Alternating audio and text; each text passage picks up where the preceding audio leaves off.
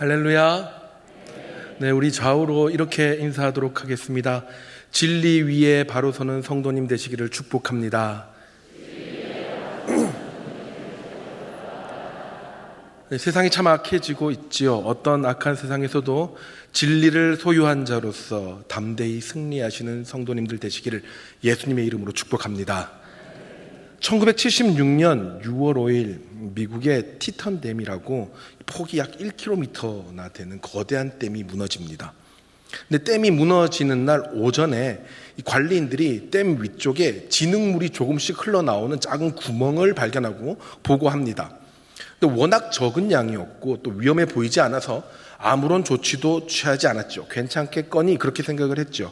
그런데 몇 시간이 지난 후 갑자기 구멍은 커지기 시작했고 그제서야 부랴부랴 불도저 등의 공사 도구를 가지고 왔으나 너무 많이 불어난 물이 흘러나오면서 그 불도저마저도 쓸려 내려가고 얼마 지나지 않아 댐은 갑자기 흔적도 없이 쓸려져 내려가 버립니다. 그 결과 그 밑에 있던 마을 2개가 완전히 사라져 버렸습니다. 이 사고는 처음 문제가 보고됐을 때 주의를 기울이고 적극적으로 움직였다면 일어나지 않을 수도 있었다라고 판단을 합니다. 최근에 안전심리 전문가들은 이런 경우에 원인이 되는 심리 상태가 있다고 하는데요. 그것을 안전무지증이라고 합니다. 내가 이 경고를 무시했을 때 얼마나 큰 결과가 나올지를 모르기 때문에 그래서 제대로 대처하지 못한다는 것이죠. 그 예로 2003년에 태풍 매미가 우리나라에 큰 영향을 미친 적이 있습니다. 그때 전국에서 130여 명이 사망을 했는데요. 이상한 것은 이 바람이 가장 무섭게 몰아쳤던 제주는 사망자가 2명에 불과했고 오히려 제주보다 위력이 절반이었던 영남 지방은 무려 104명이나 사망을 합니다. 그 이유를 보니까 제주도는 이 사람들이 태풍이란 태풍은 하도 많이 겪어봐가지고 이게 얼마나 무서운 일이 생길 수 있는지 알기 때문에 이 시민과 지방정부가 철저하게 대비를 했다고 합니다. 그러나 상대적으로 태풍의 위력을 많이 경험하지 못했던 영남 지방의 사람들은 아유 괜찮겠지 뭐 바람인데 뭐 라고 하면서 외출을 하고 또 시설 방비도 철저하게 하지 않아서 피해가 커졌다고 합니다. 이것을 안전무지증이라고 합니다. 문제는 이렇게 눈에 보이는 것도 우리가 주의를 기울이기가 쉽지가 않은데 눈에 보이지 않는 영적인 문제나 죄에 대한 것, 사상에 대한 것, 신념에 대한 것, 제도에 대한 것들은 우리가 더욱더 안일하게 대처하기 쉽다는 겁니다. 그 대표적인 것이 요즘 굉장히 시끄러운 포괄적 차별금지법 문제입니다. 여러분 한 해에 국회에서 나오는 법령이 몇 개인 줄 아십니까? 1000개가 넘어요. 한 해에 국회에서 나오는 법령이. 그 중에 차별금지법 하나가 시행되는데 그게 무슨 그렇게 큰 타격을 주겠습니까? 목사님 그거 시행된다고 설마 교회가 큰 타격을 받겠습니까? 세상이 바뀌겠습니까? 라고 생각하시는 분들이 굉장히 많이 있습니다. 근데 여러분 절대로 그렇지 않습니다. 차별금지법에 대해서 많은 전문가의 의견과 또 먼저 도입된 나라들의 사례를 살펴보면 이 법이 통과되면 우리가 겪어야 할 상황들은 상상을 초월할 수도 있습니다. 이 포괄적 차별금지법은 그동안 국회에서 줄기차게 시도가 되었고 최근에는 다수 야당의 주도 아래 처음으로 편파적인 공청회까지 열렸습니다. 조금씩 그 댐의 구멍을 넓히며 이 법은 우리 눈앞에까지 와 있습니다. 그런데 도대체 이 법이 뭐가 문제이기에 우리 교회들이 연합해서 이렇게 긴급하고 또 중요하게 생각을 하는 걸까요? 사랑하는 성도 여러분, 오늘 우리는 로마서 본문을 통해 차별금지법을 통과시키려는 지금의 세대에 대해서 알아보고 하나님 또 우리에게 이 세대에 대해 어떤 태도를 원하시는지 나누겠습니다. 오늘 설교를 듣고 하나님의 진리 위에 바로 서기로 결단하며 교회와 다음 세대들을 지켜내고자 기도하고 행동하시는 여러분들 되시길 예수님의 이름으로 축복합니다. 우선 오늘 본문이 되는 로마서는 AD 55년경에 고린도에 있던 바울이 로마 교회에 심각한 문제가 있다는 것을 알고 그 문제들을 해결하기 위해 쓴 편지입니다. 당시 교회 내적으로는 이방인 그리스도인들과 또 유대인 그리스도인들 간에 심각한 갈등이 있었고 또 교회 외적으로는 심각하게 타락했던 로마 문화에 성도들이 물들지 않게 하기 위해 바울은 간절하게 이 로마서를 썼습니다. 그래서 바울은 1장부터 11장까지 복음과 또 우리의 구원에 대해서 자세하게 이야기를 한 후에 우리 본문 12장부터는 복음으로 구원을 받은 우리는 그렇다면 이 세상에서 어떻게 살아야 하는가, 거기에 대해서 이야기를 합니다. 그 첫 번째가 12장 1절입니다. 우리 다 같이 읽겠습니다. 그러므로 형제들아, 내가 하나님의 모든 자비하심으로 너희를 권하노니 너희 몸을 하나님이 기뻐하시는 거룩한 산 제사로 드리라. 이는 너희의 드릴 영적 예배니라. 바울은 너희 몸을 거룩한 산 제사로 드리라 라고 부탁합니다. 여기서 몸이라고 하는 것은 소마라는 단어를 쓰는데요. 우리의 육체뿐만 아니라 마음, 인격, 상황, 환경, 그 모든 것을 포함한 우리 삶의 전부를 하나님께 산 제사로 드리라라고 합니다. 산 제사라는 것은 내가 살아있지만 마치 죽은 제물처럼 하나님께 온전히 완전히 순종하라는 것이죠. 그렇게 순종하겠다고 결단한 우리가 첫 번째로 구체적으로 할 것이 무엇이냐? 2절입니다. 다 같이 읽겠습니다. 너희는 이 세대를 본받지 말고, 구원을 받은 우리가 가장 먼저 해야 할 신앙의 자세는 이 세대를 본받지 않는 것입니다. 이 말은 이 세대를 따라가지 말라는 것입니다. 바울이 로마서를 썼을 때 당시에 로마 문화에는 하나님께서 굉장히 싫어하는 두 가지 모습이 있었는데요. 그 첫째가 우상 숭배였고, 둘째가 동성애를 비롯한 성적 방탕함이었습니다. 그 로마 남부 지방에 폼페이라는 도시가 있었습니다. 얼마나 화려하고 얼마나 아름다웠는지요. 유명한 휴양지로서 로마의 각계각층의 사람들이 모여서 쾌락을 즐기던 아주 유명한 부유한 도시였습니다. 그런데 79년 8월 폼페이에 있던 베수비오 화산이 크게 폭발을 하면서 엄청난 열기와 화산재가 도시를 덮었는데 무려 20m의 두께로 도시를 덮었다고 합니다. 그렇게 폼페이는 갑작스럽게 역사 속에서 사라집니다. 그 후에 1900년, 약 2000년이 지나고 난 다음에 1970년도에 조금씩 폼페이의 유물이 드러나기 시작했는데요. 발굴되기 시작했어요. 그 많은 유물들 중에 당시 로마 사람들의 죽기 일보 직전에 그 생생한 마지막 순간들은 지금도 꼭 한 번은 봐야 될 세계적인 유산이 되어 있습니다.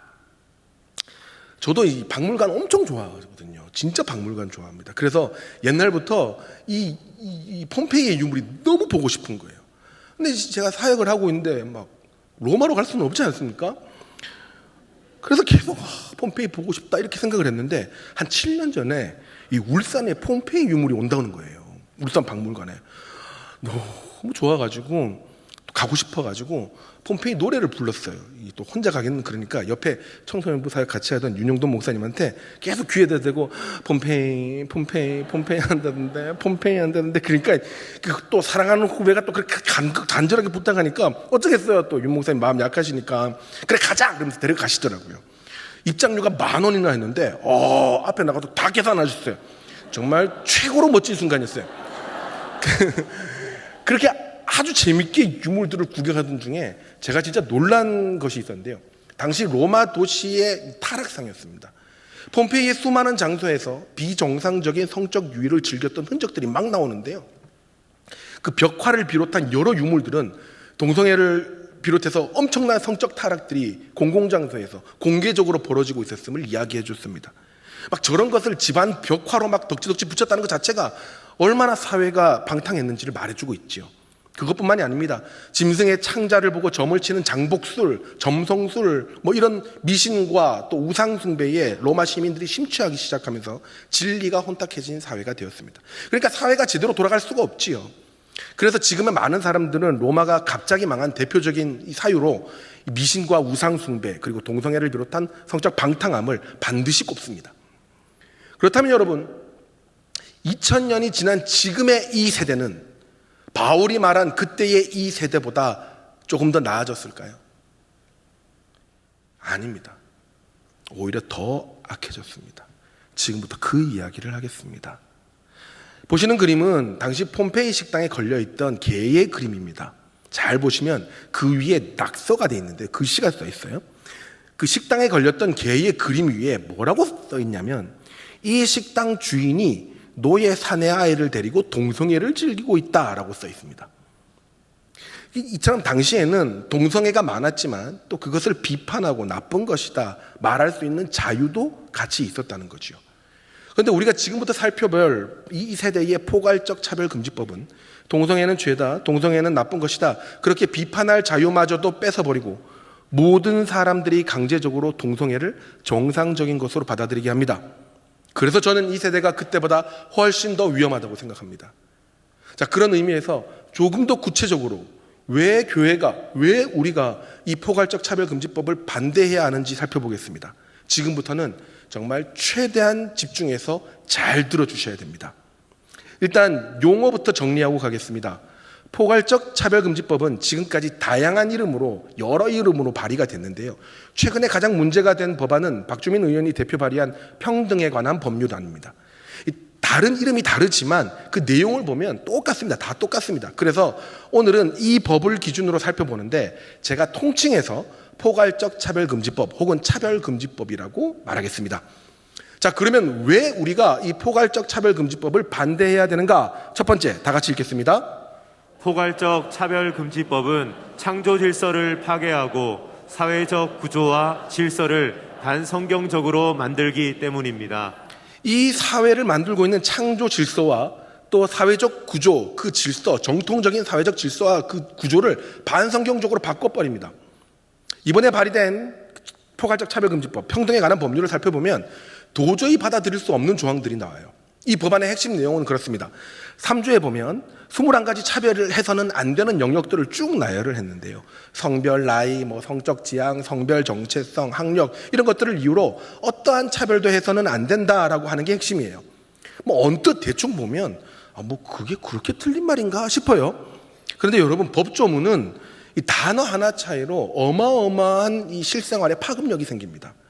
이 법조항 2조에 보면 1호에 성별에 대해서 정의를 새롭게 합니다. 성별이란 여성, 남성, 그리고 그 외에 분류하기 어려운 성을 말한다라고 나와요. 이 말은 이제껏 우리가 살아온 창조 질서를 정면으로 거부하는 겁니다. 하나님은 사람을 남자와 여자로만 창조하셨습니다. 우리 헌법도 36조에 혼인과 가족 생활은 개인의 존엄과 양성의 평등을 기초로 성립되고 유지된다라고 나옵니다. 남자와 여자 이 두 가지 성으로 이루어진 게 인간 사회라는 것이고 이게 창조 질서요, 우리 헌법의 질서라는 겁니다. 그런데 차별금지법에서 그 외에 분류하기 어려운 성을 규정하는 순간 우리가 흔히 이야기하는 비정상적인 무한대의 성의 종류를 다 정상으로 인정하고 보호해야 합니다. 여기서 그 외에 분류하기 어려운 성이라고 했을 때 보통은 트랜스젠더를 이야기합니다. 우리는 트랜스젠더라고 하면 여자에서 남자로 혹은 남자에서 여자로 바뀌는 것만 생각을 해요. 그런데 정확한 개념은 내가 생물학적으로 가지고 있는 성과 내가 지금 스스로 느끼는 성이 일치하지 않을 때 그때의 상태의 사람을 트랜스젠더라고 하는 겁니다. 그런데 이 트랜스젠더의 종류는 8가지 이상이 있습니다. 여러분 처음 들어보셨을 거예요. 이름조차 생소합니다. 안드로진, 뉴트로이스, 에이젠더, 젠더리스 이런 거 들어보셨습니까? 거기다가 이 한 젠더마다 각각 성적으로 끌리는 대상들이 또 다 다릅니다. 그렇게 해서 이렇게 조합이 막 돼요. 그러면 성의 개수는 지금까지 많으면 70몇 가지나 되고요. 제가 우리 디자인 강사님한테 그 종류를 그려달라고 부탁했는데 너무 많아요. 앞으로 무한대로 성장할 겁니다. 양이 많아질 거예요. 그럼 하나님의 창조 질서에 의하면 남자면 여자한테 끌리고 여자는 남자한테 매력을 느끼고 그리고 끝! 아주 간단하고 명료하고 심플하지요. 그런데 젠더 이론에 의하면 지금은 70여 개, 그 조합은 앞으로 무한대로 성별이 늘어나게 됩니다. 이걸 다 인정하고 보호해야 된다는 거예요. 예를 들어볼까요? 몇 년 전에 한 유명한 TV 프로그램에서 젊은이가 나와서 자기의 성을 이렇게 소개합니다. 저의 성은 호모로맨스 에이섹슈얼 안드로진입니다. 여러분 이게 성 종류예요. 저는 남성이고 제 아내는 여성이고 이 친구는 호모로맨스 에이섹슈얼 안드로진 성이에요. 왜 이렇게 이름이 기냐? 여러분 저는 그 커피 이름이 긴 거 되게 싫어하거든요. 아메리카노, 라떼 이러면 되는데 무슨 돌체 카라멜칩 커피 프라푸치노 막 이러면 저게 뭐야? 막 이러면 엄청 힘들어요. 근데 왜 이렇게 이름이 길어지냐고 물어보니까 그래요. 자꾸 여러 가지를 섞어서 그런데요. 자꾸 여러 가지 섞어서 그걸 다 이름으로 넣는다는 거죠. 그런 것처럼 성을 자꾸 섞어서 이것도 섞고 저것도 넣고 해가지고 그 이름이 길어지는 겁니다. 자, 호모 로맨스 에이섹슈얼 안드로진이 무슨 말이냐면 내 안에 남성과 여성이 이렇게 혼합되어 있고 정서적으로는 나하고 같은 동성한테 매력을 느끼는데 육체적으로는 아무한테도 끌리지 않는 성. 환장. 그냥 자기가 자기 성을 막 섞어서 창조하는 거죠. 그리고 그 친구는 자기 직업을 이렇게 소개합니다. 저는 인권운동가입니다. 여러분, 현재의 인권운동이 어디로 흘러가고 있는지 절실하게 보여주는 거죠. 문제는 이런 개념이 공중파에 나오고 사람들의 인식을 바꿔가기 시작했다는 거예요. 그리고 이 개념이 차별금지법에 의해 보호가 되면 여러분 정말 무서운 결과가 나온다는 겁니다. 자, 예를 들어 볼게요. 트랜스젠더 중에 아까 보신 종류 중에 바이젠더라고 있습니다. 바이젠더는 아까처럼 섞인 게 아니라 내 안에 남자도 있고 여자도 있고 이 둘 성을 온전히 가지고 있는 것을 이야기합니다.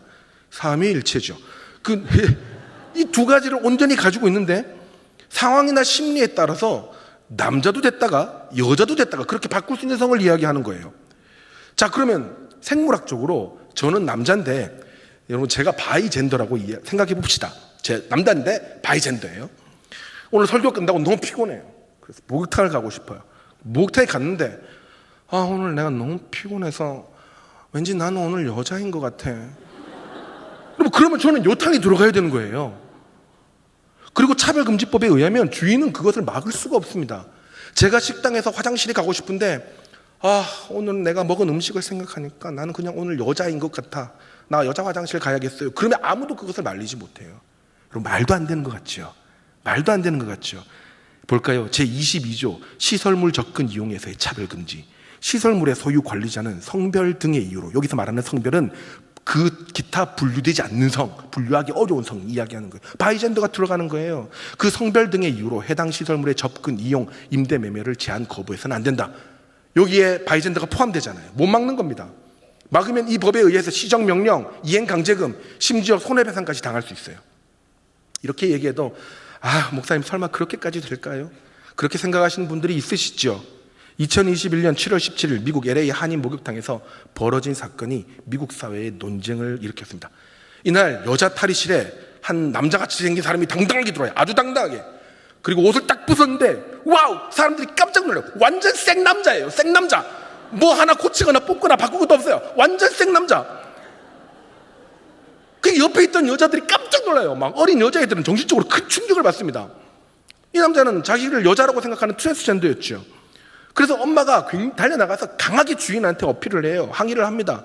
근데 관리인의 대답이 그래요. 기업이 트랜스젠더를 차별하는 것을 불법으로 규정한 캘리포니아주 법에 따른 것이기 때문에 문제가 없다. 법이 그렇다는 거예요. 2018년 6월에는 더 황당한 일이 있었습니다. 워싱턴 DC에 있는 한 식당에서 트랜스젠더가 여자 화장실로 갔어요. 갔는데 종업원이 보니까 아무리 봐도 남자 같은 거예요. 이상해요. 그래서 그 화장실로 가고 있는 사람한테 진짜 죄송한데 그럼 신분증을 좀 보여달라고 이야기했습니다. 당연하죠. 보여줄 수 있죠. 근데 그 사람이 신분증을 보여달라고 해서 기분 나쁘고 수치심이 들었다는 이유로 경찰을 부르고 소송을 겁니다. 어떻게 된 줄 아십니까? 지역인권법 위반으로 $7,000의 벌금이 가게에 부과됩니다. 그리고 그 주인과 식당 종업원들에게 젠더 교육을 이수하게 합니다. 그 트랜스젠더가 이분인데요. 여러분, 제가 식당 종업원이라고 해도 이런 분이 여자 화장실 쓴다고 당당하게 걸어가면 그냥 상식적으로 당연히 신분증 검사는 할 수 있다고 봅니다. 그렇지 않습니까? 다른 분들을 위해서요. 그리고 이 사진을 사건 위에 인터뷰하려고 최대한 여자처럼 꾸며서 나온 거고요. 평상시에는 훨씬 더 남자 같았겠죠. 포괄적 차별금지법에서 말하는 차별행위 중에 괴롭힘이라는 게 있습니다. 괴롭힘. 수치심, 모욕감, 두려움이 들게 하면 괴롭힘이에요. 내가 수치심을 느꼈다, 내가 모욕감을 들었다라고 하면 차별행위가 되는 겁니다. 정당하게 당신이 여자인지 아니면 여자로 변한 트랜스젠더인지 내가 확인하겠다, 신분증 좀 보여달라고 했는데 그것만으로 너무 모욕감을 느꼈다는 거예요. 그래서 차별받았다는 겁니다. 이걸 두고 차별금지법을 찬성하는 쪽에서는 이 내용은 차별금지법이 아니라 인권법에 있는 내용이다라고 가짜뉴스라고 그래요. 여러분, 아까 제가 말씀드렸죠. 이름이 중요한 게 아니에요. 그 안에 내용이 차별금지법에 인식이 들어간 거죠. 차별금지법 조항이 들어가 있는 거잖아요. 그리고 그래요. 이거는 차별금지법으로 접근할 것이 아니라 트랜스젠더들이 편하게 화장실을 이용할 수 있는 권리의 문제로 접근해야 된다고 말하는데 말도 안 돼요. 이거 다 같이 그냥 눈 가리고 아웅하는 거죠. 자, 이 차별금지법이 얼마나 무서운 법이냐면 이 법이 제정되는 순간 모든 국가기관과 행정기관은 이 법에 맞게 관련된 모든 법들을 수정해야 되는 의무가 생깁니다. 초헌법적이고 위헌적인 법률이죠. 구조를 보면 모든 국가 및 지방자치단체는 모든 법을 이 법의 취지에 맞도록 바꿔야 된다. 이런 규정을 만들었어요. 그러니까 위와 같은 상황에 형법의 추행이라든지 거기에 관련된 법, 경범죄 등에 관한 법률이 젠더들에게는 적용되지 않게 그 법을 바꾸라는 겁니다. 그리고 10조, 대통령은 여기에 대해 기본 계획을 5년에 한 번씩 꼭 새로 수립을 해야 된다고 합니다. 그냥 우리나라 법질서 자체를 바꾸는 거예요. 5년마다 더 새롭게, 더 젠더에게 유리하게 계획하고 바꿔가는 게 의무라고 하는 겁니다. 그럼 더 무서운 건 11조예요. 중앙행정기관과 모든 자치단체장과 교육감은 대통령하고 똑같이 계획을 세우고 시행해야 됩니다. 특별히 교육감은 이 법에 맞게 교육도 해야 되는 의무가 생겨요. 최근 울산에서 시행하는 포괄적 성교육은 아직까지는 그 학교장 재량으로 하기 때문에 학부모들이 원하지 않으면 안 할 수 있습니다. 학교에서 취소할 수 있어요. 최근에도 몇 학교에 청소년 성문화센터 강사가 와서 강의하는 것에 학부모들이 우려를 표시하고 항의를 하니까 학교에서 취소를 했습니다. 학교하고 연계된 이 청소년 성문화센터는 서울에서부터 몇십 년 전부터 시작해서 지금 전국에 다 퍼져 있는데요. 포괄적 성교육을 그 최종 목표로 합니다. 울산도 마찬가지죠. 애들을 보내기도 하고 또 학교로 강사를 초청하기도 합니다. 물론 그 교육 내용 중에 들어야 될 것도 있고 들으면 좋은 것도 있고 좋은 교육 내용도 분명히 있습니다. 그런데 그 교육 자체, 그 교육 목표 자체가 포괄적 성교육이에요. 그러니까 성경의 가르침이나 정통적인 성관념에 반하는 교육을 그 목적으로 하는 겁니다. 서울에서는 중고등학교에서 직접 성관계 시 피임 교육을 해가지고 문제가 된 적이 있었고요. 또 전국의 모든 성교육센터는 젠더 평등, 젠더 교육이라는 것을 합니다. 트랜스젠더 교육을 한다는 이야기예요. 또 사진 밑에 보시면 에이즈 낙인 효과 방지라는 게 교육 목표예요. 에이즈 낙인 효과 방지라는 게 뭐냐? 에이즈는 동성애와 무관하다. 동성애는 정상이고 모든 젠더는 정상이다라는 내용을 가르치는 겁니다.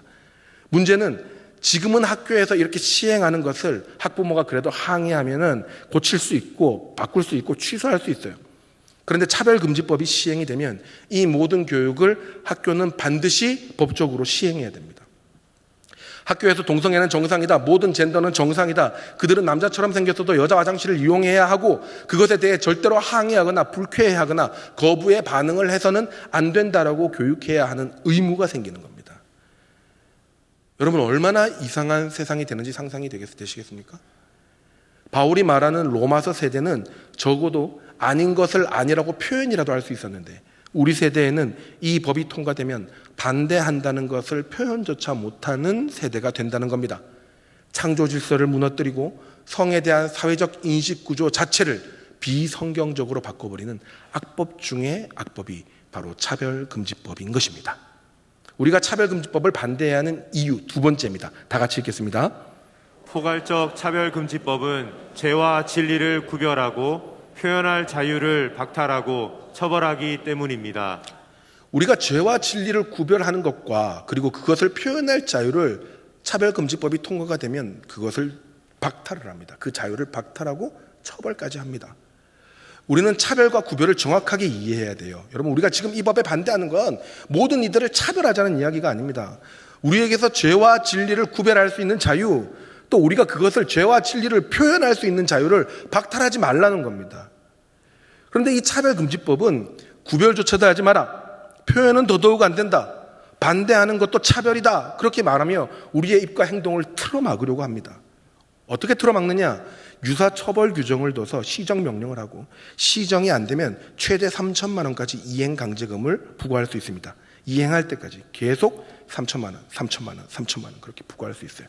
그리고 그 차별이 악의적인 경우, 여기서 악의적이라는 말은 고의, 그러니까 내가 하는 말이나 행동이 차별금지법에 위반되는 것을 알면서도 차별하는 경우에는 최소 금액 500만 원부터 손해배상을 청구할 수 있습니다. 2000년 초반에 저는 서울에서 고시원 생활을 했었습니다. 당시 고시원은 4층으로 되어 있었는데요. 2층은 여성 전용이었고 3층과 4층이 남성 전용이었습니다. 지하에 주인 아주머니가 살고 계셨고요. 우리 남자들은 아무리 급해도 아무리 바빠도 아무리 힘들어도 2층 화장실이나 샤워실에는 얼씬도 못합니다. 당연하죠. 그게 정상이죠. 근데 어떤 남자는 자꾸 2층 화장실하고 샤워실을 밤에 몰래 계속 연거푸 쓰는 거예요. 그래서 여자들이 막 강력하게 항의를 했습니다. 막 주인 아주머니가 화가 이만큼 나서 몇 번을 얘기도 안 되는 거 화가 이만큼 나서 그냥 쫓아내버렸어요. 근데 참 적반하장인 게 그분이 나가면서 아니 그 화장실하고 샤워실 좀 트는 게 그게 뭐가 어떻다고 이렇게 난리냐면서 막 대드는 거예요. 그러니까 그렇게 몇 년 동안 온유하셨던 아주머니 한 번도 화는 내는 걸 못 봤던 그 아주머니가 막 10원짜리 욕을 덤치면서 막 내쫓는데요. 막, 와 얼마나 그 욕이 막 세고 찰지던지 제가 보던 내가 진짜 진심으로 배우고 싶었습니다. 여러분 저는 그 광경을 보면서 당연하다고 생각을 했어요. 욕을 했지만 누가 봐도 주인이 옳습니다. 여러분 그렇지 않습니까? 그렇지 않아요? 그런데 자 차별금지법이 통과되면 우리가 봐도 누가 봐도 남자인 사람이 와서 주인 아주머니한테 이렇게 말을 해요. 저는 여자입니다. 그러니까 2층으로 방을 주세요라고 말을 해요. 주인이 안 됩니다. 받아줄 수 없습니다. 라고 거부하는 순간 23조 주거시설 공급 이용에 의한 차별에 걸립니다.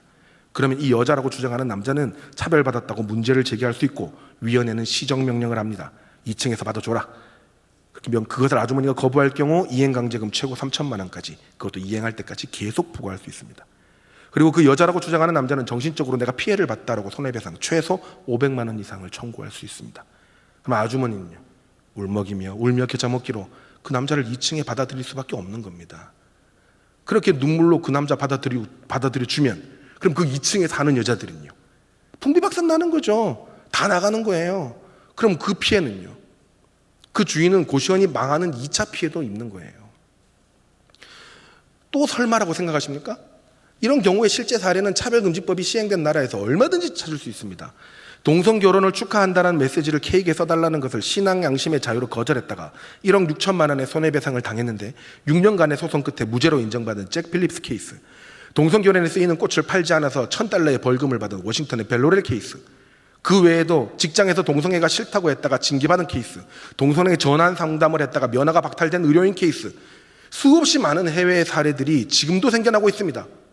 이걸 반대로 생각하면 이 말은 이제 처벌이 무서워서 이행강제금이 무서워서 손해배상이 무서워서 억지로 따라갈 수밖에 없는 그리스도인들의 케이스들도 늘어나고 있다는 거지요.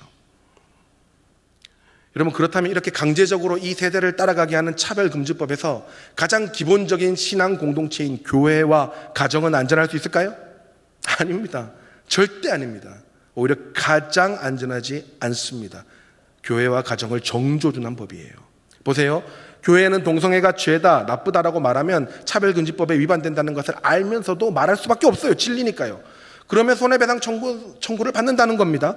근데 이렇게 주장을 하니까 차별금지법 찬성하시는 분들이 이번에 공청회에서도 그렇게, 청문회에서도 그렇게 이야기를 하더라고요.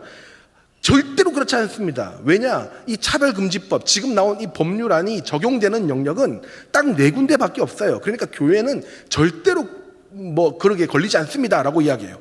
그래서 3조 1항을 이야기합니다. 고용, 재화용역의 공급 이용, 교육기관, 법령 정책의 집행, 이 내영역에서만 이 평등에 관한 법률, 차별금지법이 적용이 되니까 교회에서 설교로 무슨 말을 하든 처벌받지 않습니다라고 이야기를 합니다. 심지어 믿으시는 분들도 이 말을 해요.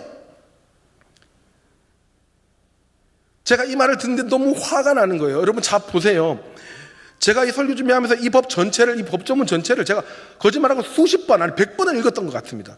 근데 딱 한 번만이라도 여기 관심 있는 사람이, 이걸 주장하는 사람이 이 법안을 처음부터 끝까지 한 글자도 빠지 않고 꼼꼼히 처음부터 끝까지 읽어보기만 했어도 그런 말 절대 못해요. 왜냐? 법률안 제일 처음에 어느 법률이든 1조가 나와요. 그 1조는 이 법이 제정된 목적을 이야기합니다. 그 목적은 이 법이 앞으로 나아갈 방향과 그리고 이 법의 조문을 해석할 때 뭔가 이상하면 그 해석의 지침으로 삼는 게 이 법률안 1조예요. 이 차별금지법 1조의 목적이 뭐라고 나와 있냐면 이 법은 정치적, 경제적, 사회적, 문화적 생활의 모든 영역에서 차별을 금지하는 것을 목적으로 한다. 이 첫 줄에 나와요. 여기 정치, 경제, 사회, 문화적 생활의 모든 영역, 여기에 교회가 들어갈까요? 안 들어갈까요? 가정은 들어갈까요? 안 들어갈까요? 그럼 반드시 들어가게 됩니다. 그럼 뭡니까? 지금 당장은 구체적인 조문을 만들어 놓지 않았다고 해도 이 법이 통과되는 순간 반드시 개정을 통해서 우리 삶의 모든 영역에 이 법이 시행되게 할 것입니다. 왜? 이 법이 만들어진 목적 자체가 그렇기 때문이에요. 2019년 미국에서 발생한 사건입니다. 제프리 영거라는 남자는 당시 7살 아들이 있었는데요. 아들이 3살 때 여자 드레스를 입었다는 이유로 엄마가 아들은 여자다라고 판단하고 주장하며 호르몬 시술을 하려고 한 겁니다. 거기에 아빠가 강하게 반대를 했는데 법원에서 오히려 아빠의 양육권을 박탈합니다. 그리고 2심에서 겨우 공동 양육권을 다시 받았고 지금도 소송 중에 있습니다. 문제는 법원의 명령입니다. 1심 법원은 아빠의 양육권 박탈과 함께 아들을 더 이상 남자로 부르지 말 것과 젠더 정체성에 관한 수업을 들을 것을 명령합니다. 어이가 없죠. 이걸 두고 우리나라에서는 일어나지 않는다, 가정의 영역에 법은 들어가지 않는다, 교회 안에는 들어오지 않는다라고 말을 하지만, 다시 말씀드리지만 이 법의 목적을 보십시오. 삶의 모든 영역에 이 법이 시행되는 것이 목적입니다. 거기다 이 법의 취지에 맞춰서 아까처럼 다른 법률들을 고칠 수 있는 초헌법적인 조항들이 있기 때문에 얼마든지 다른 법들을 통해서 가정에서, 교회에서 이런 일들이 일어날 수 있는 겁니다. 죄송한데 더 위험한 일 말씀드릴까요? 차별금지법은 12조에서 19조까지 고용에 관해서 차별해서는 안 된다는 내용을 만들었습니다. 성별 등의 이유로 근로자를 차별해서는 안 된다는 것이죠. 우리 교회에는 정말 신실하신 직원들이 많이 계십니다. 사무실에서, 방송실에서, 카페에서, 교회 곳곳에서 사명감을 가지고 정말 수고하시는 분들이죠. 그분들 자리가 얼마나 크고 중요한지 모릅니다. 그래서 교회 직원분들이야말로 정말 온전한 신앙을 가지신 분들이 하셔야 돼요. 그 자리에 채워주셔야 돼요. 근데 차별금지법에 의하면 교회에서 직원을 고용할 때 엄청난 문제가 생깁니다.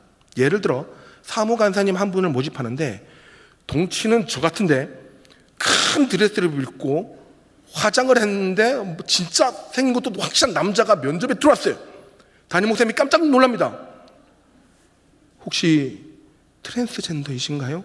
그럼 물어야 됩니까? 안 물어야 됩니까? 물어야죠. 우리 신앙과 교리에 위배되는 사람을 직원으로 둘 수 없잖아요. 그러나 12조 3호 직원을 채용할 때 성별에 대한 질문을 하는 행위 자체가 차별입니다. 목사님이 묻지도 못해요.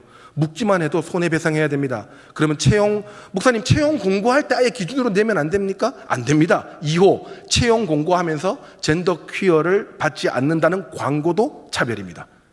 우리는 동성애자를 받지 않습니다라고 하는 순간 시정명령, 이행강제금, 손해배상까지 받는 거예요. 여러분 더 위험한 거 있어요. 죄송해요. 우리 교회 아카데미입니다. 우리 아카데미 선생님들, 다음 세대, 어린 다음 세대의 그 영혼들을 믿음으로 키우기 위해 얼마나 각고의 노력을 하시는지 모릅니다. 그래서 아카데미 선생님 한 분 모시는데 우리 담임 목사님과 또 담당 목사님이 정말 많이 기도하시고 애쓰십니다.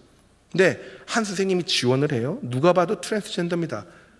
그래서 아무 말 안 하고 채용을 안 했어요. 그러니까 그 사람이 왠지 교회가 나를 성별 문제로 떨어뜨린 것 같다라고 문제를 제기할 수 있습니다. 그 순간 교회가 성별 문제로 떨어뜨리지 않았다라는 것을 교회가 증명해야 됩니다. 일이 어마어마하게 많아지는 거예요. 거기다가 만약에 동성애 혹은 트랜스젠더라는 것을 속이고 아카데미 선생님이 될 수 있죠. 예쁜 트랜스젠더도 있을 수 있으니까요. 그냥 왔어요. 몰랐어요. 근데 나중에 밝혀진 거예요. 아, 이 사람이 레즈비언이었구나. 이 사람이 트랜스젠더였구나. 근데 절대로 해고를 못합니다. 차별이니까요. 성별 등의 이유로 해고가 안 돼요. 그냥 선생님으로 써야 되는 거예요. 그래서 머리를 씁니다. 그러면 이 아이들한테 최대한 접근할 수 없도록, 접촉할 수 없도록 하자. 그래서 직접적으로 아이들을 교육시키지 말고 행정일 위주로만 시키자라고 업무를 분장할 수 있습니다. 그러나 그것도 차별입니다. 그렇게 하는 순간 15조 성별 등의 이유로 특정 직무에서 배제하는 행위는 차별이라고 합니다. 그러면 원상복구 결정이 내려집니다. 애들을 가르치라고 하고 그것을 거부할 경우 교회가 불응하면 시행할 때까지 3천만 원, 3천만 원, 3천만 원 계속 이행강제금을 부과할 수 있습니다. 죄송합니다. 조금 더 위험한 거 말해볼까요? 이 고용에 대한 부분은 근로자와 사용자를 대상으로 합니다. 우리 교회는 정말 감사하게도 근로계약서 형식의 사역약정서라는 걸 써요. 정말 앞서 나가는 교회죠. 깨어있는 교회죠. 그렇게 되면 교육자들도 판례상 근로자로서의 보호를 받습니다.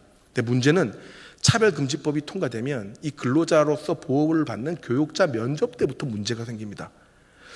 여러분, 우리 대형교회 교육자 면접 정말 대단합니다. 10년 전에 제가 면접을 볼 때 담임 목사님하고 여러 목사님들 앞에서 면접을 봤는데요. 진짜 귀한 말씀도 해주시고 은혜롭고 따뜻하고 좋고 그런데 무섭고 떨리고 막 그래요. 그리고 마지막에 면접 마지막에 이제 준비한 5분 설교를 담임 목사님 앞에서 합니다. 여러분 생각만 해도 움찔움찔하지 않습니까? 담임 목사님 앞에서 설교를 하시는데 얼마나 떨리겠어요. 제가 진짜 열심히 준비해서 했거든요.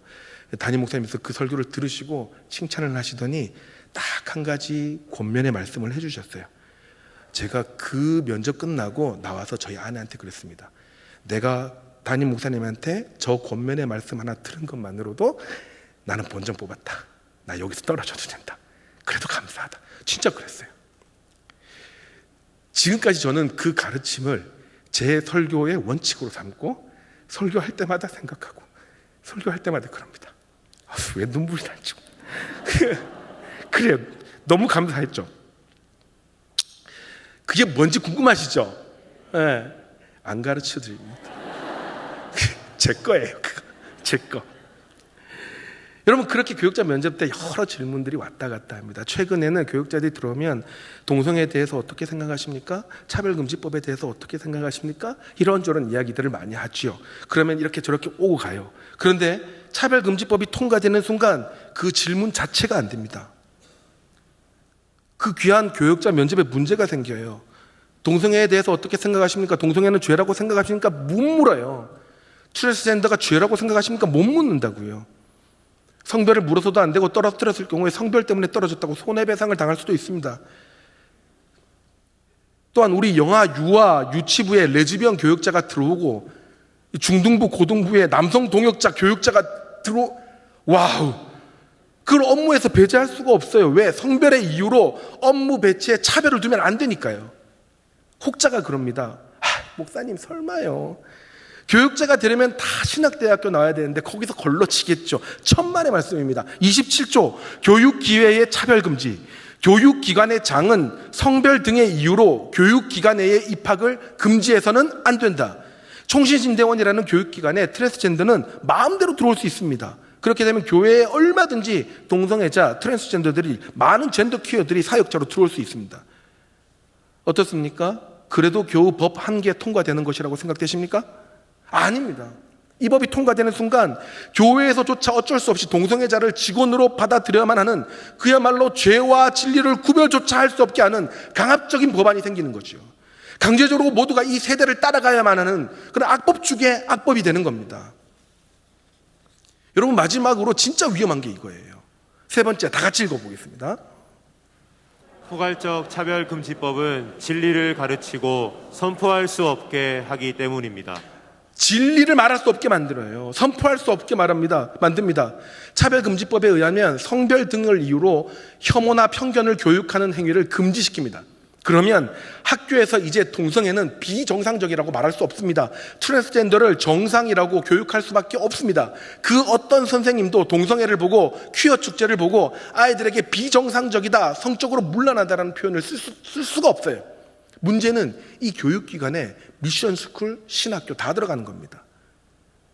그래서 신학교 내에서 젠더가 차별받는 느낌이 들게 하는 수업이나 강의를 진행할 수가 없습니다. 신학교에서 진리가 선포되지 못하는 겁니다. 교회 설교는 안전할까요? 물론 당장 지금 발의된 법안에 의하면 목사님이 설교할 때 동성애는 죄다라고 설교할 수 있다고 그들이 이야기합니다. 그런데 문제는 25조예요. 방송 등 서비스 제공 이용에서의 차별금지 조항에서 발생합니다. 목사님이 동성애는 죄다라고 설교는 할 수 있는데 이것이 신문이나 인터넷 방송 등을 통해서는 제공될 수 없다는 거예요. 이 말은 설교는 했는데 이 동성애 부분은 편집해서 홈페이지나 유튜브에 올라가야 된다는 겁니다. 만약에 편집되지 않고 올라갔을 경우에 그 설교를 방송에서 들은 젠더가 정신적인 충격을 받았다고 손해배상을 500만 원 청구할 수 있다는 거예요. 근데 한 명의 동성애자가 본 게 아니라 10명의 동성애자가 그 설교를 보고 충격을 받았다?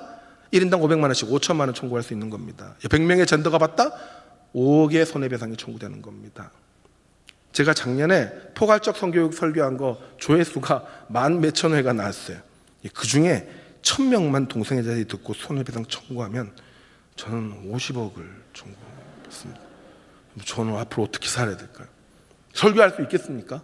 예? 이뿐만이 아닙니다. 차별금지 항목에 종교, 신념, 사상까지 다 들어가니까 이단 설교 못합니다. 똑같이 문제 제기할 수 있는 상황이 되는 거예요. 그래서 이 법이 통과되면 각종 인터넷, 특히 유튜브 등의 방송에서 트랜스젠더나 동성애자들 그리고 이단들이 모욕적이다라고 느낄 모든 컨텐츠와 내용과 강의는 다 사라지게 될 겁니다. 이래도 교회를 정조준한 법이 아닙니까? 얼마 전 5월 15일 차별금지법 제정에 반대하는 기독교인들이 3만 명 이상이나 모여서 국회에서 기도회 및 반대 집회를 했습니다. 30일에는 전북에서 4천 명이, 6월 5일에는 광주에서 많은 성도들이 모여서 차별금지법을 반대했습니다.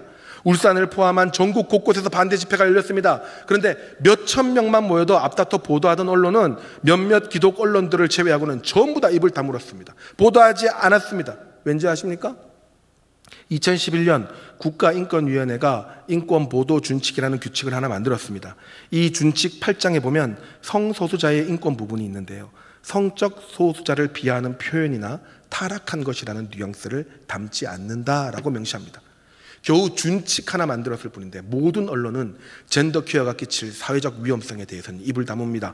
겨우 준칙 하나 만들어졌다고 언론에 입이 막혔는데 이 차별금지법이 제정이 된다면 그 효과가 어느 정도일지 상상이 되지 않습니다.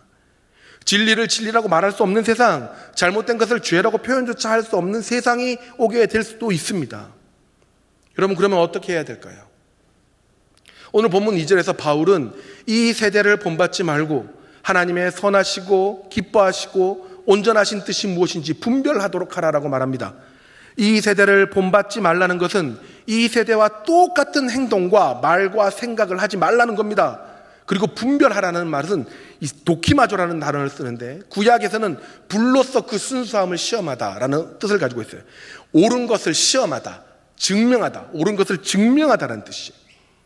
세상에 죄로 가득 찬 문화와 제도가 생겨날 때 우리는 하나님의 뜻을 증명하고 분별해서 세상에 선포해야 하는 겁니다.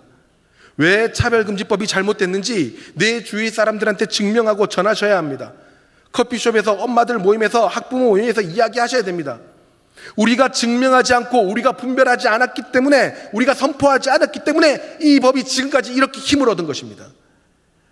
여러분, 오늘 설교 내용만 들어봐도 그 외에도 엄청나게 많아요. 그런데 오늘 설교 내용만 들어봐도 젠더 퀴어가 아닌 이상 누가 이 법에 찬성을 하겠습니까? 사랑하는 여러분, 담임 목사님께서 이 귀한 강단에 저를 세우신 것은 우리 성도들이 제대로 알고 분별하기를 원하는 간절한 마음이 있으시기 때문입니다. 사실 제가 옆에서 보면 안타까우실 때가 너무 많이 있어요. 차별금지법 반대하시는 것 때문에 종종 오해를 받으세요. 마치 어느 한쪽 정치를 지지하는 것처럼 보일 수 있습니다. 그런데 여러분, 절대로 그렇지 않습니다. 오늘 들으신 내용대로라면 당연히 이 법을 반대하고 서명하고 목소리를 내야 되는 거 아닙니까? 진짜 그리스도인이라면 이 법안을 반대하지 않는 게 더 이상하지 않습니까? 이것은 어느 당을 지지한다, 어느 당을 지지하지 않는다의 문제가 아닙니다. 누구라도 이 성경적 가치관을 무너뜨리고 다음 세대를 위험하게 하는 법안을 제정하려고 한다면 우리는 그것이 거짓이요 진리가 아님을 분별하고 증명해야 하는 겁니다. 다시 한번 간곡히 부탁드립니다. 복음을 소유한 그리스도인이라면 내가 사는 모든 영역에서 무엇이 옳은지 증명하시기 바랍니다. 차별금지법의 잘못된 것에 대해 설득해 주시기 바랍니다. 반대운동에 동참하셔야 됩니다. 그래서 마침내 교회와 다음 세대를 위해 하나님의 선하신 뜻을 세우시는 여러분 되시기를 주의 이름으로 축복합니다. 말씀을 마무리하겠습니다. 2007년 3월에 당시 가격으로 400억 정도 하던 한국의 주력 전투기 KF-16 한 대가 서해 바다로 추락했습니다. 원인을 살펴보니 엔진을 잡아주는 한 부품이 떨어져 나갔고 그로 인해 추락했다고 합니다. 그럴 수 있죠. 그런데 문제는 이 사고가 일어나기 7년 전부터 기술 고문이었던 미국 공군이 새 제품으로 교환하라고 보고서를 보냈고 심지어 부품을 무료로 교체해 준다고도 했는데 당국은 괜찮다며 가만히 있었습니다. 그리고 7년 후에 400억짜리 비행기는 추락했고 보고서를 무시했던 당국은 단 한 푼도 보상을 받지 못하고 오롯이 모든 책임을 떠안았습니다. 여러분, 전문가들이 위험하다고 이야기할 때는 반드시 위험한 경과를 도출할 가능성이 높습니다. 2021년 6월 전국 교수연합 1,900명의 교수들이 차별금지법 반대 성명서를 발표했습니다. 같은 달 전국 의사연합 1,500명이 반대 성명서를 발표했고 한의사, 약사, 간호사 연합에서 2,500명이 차별금지법 반대 성명을 발표했습니다. 올해 6월 5일 전국의 신학대학교 교수 500명이 차별금지법은 악법이라고 하며 반대 성명서를 냈습니다. 신학, 의학, 약학, 간호학, 법학 각종 관련된 지식층의 전문가들이 차별금지법이 이 사회에 끼칠 악영향을 우려하며 반대 보고서를 제출하고 있는데도 그 직접적인 피해자인 우리들은, 피해자가 될 우리들은 어쩌면 지금 비행기가 날고 있으니까, 당장은 비행기가 날고 있으니까 라며 괜찮다고 착각하고 있는 것은 아닐까요? 사랑하는 여러분, 설교를 준비하며 동성애와 각종 윤리적 방탕함으로 망해버린 도시 소돔과 고모라 사건을 다시 읽어봤습니다. 저는 그 사건을 읽으며 두려움도 느꼈지만 동시에 하나님의 희망을 다시 한번 발견했습니다. 비록 지금이 그 소돔과 고모라가 그때처럼 방탕하고 하나님 보시기에 망해야 될 세상처럼 보이지만 소돔과 고모라를 의인 10명만 있다면 망하지 않게 하겠다라는 하나님의 긍휼하신 마음이 이 시대에도 동일하게 적용될 것이라는 믿음이 생겼습니다. 소돔과 고모라 인구가 당시에 10만 명 정도였다고 합니다. 그러니까 10만 명에 10명이면 우리나라 6천만 명 중에 의인 6천 명만 있으면 이 나라 망하지 않겠구나라는 어린아이 같은 단순한 계산을 해봤습니다. 성경에서 말하는 의인은 복음을 받아 하나님께 순종하며 하나님의 선하시고 기뻐하시고 온전하신 뜻이 무엇인지 증명해내는 사람, 말하는 사람, 설득하는 사람이 의인입니다. 사랑하는 여러분, 우리 교회의 성도 6천 명만이라도 깨어서 행동하는 의인이 된다면 이 나라를 하나님은 보호하시고 지켜주시며 다음 세대를 건강하게 세워주실 것이라 믿습니다. 오늘부터 더 기도하시고 눈물로 주위 사람들한테 전해주시고 설득해 주십시오. 하나님의 온전하신 뜻이 진리라는 것을 이 땅에서 증명해 주시기를 부탁드립니다.